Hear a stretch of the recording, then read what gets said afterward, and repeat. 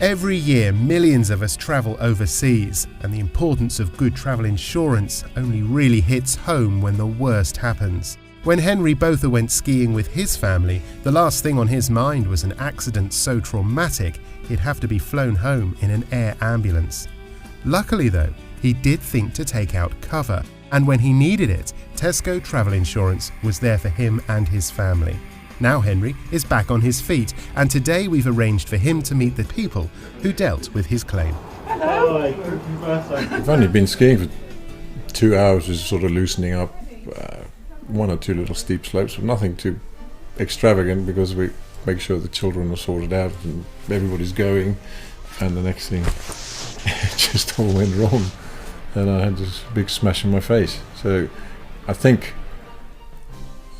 I took the wrong edge on the ski came off, my foot then got stuck in the snow, and then I whiplashed with my face on top of my ski.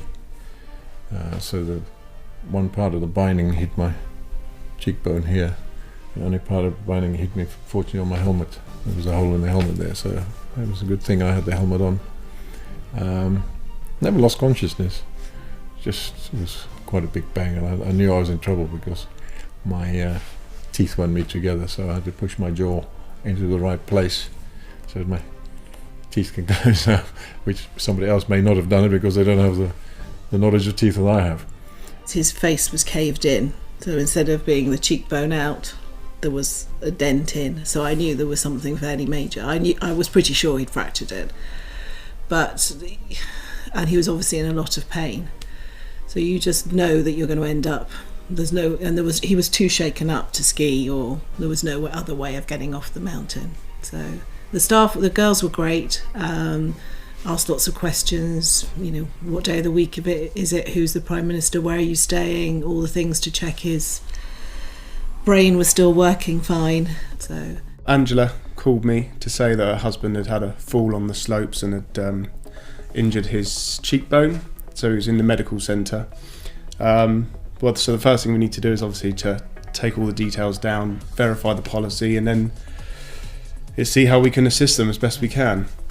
Eventually, when the tests had been done that needed to be done, and some X-ray pictures came through, which were pretty horrific, showed really how bad the injury was. That really made us want to bring him back as soon as possible. I mean, Angela did most of the talking to anybody. I didn't really talk to many people, and I was informed that we were going to be flown home, and Angela was going to accompany me, which is quite reassuring. Trolleyed me out to the plane and lifted me into this little jet and put me on a bed and made me comfortable, and off we went. There was no hassle over settling the claim. It was done very, very quickly.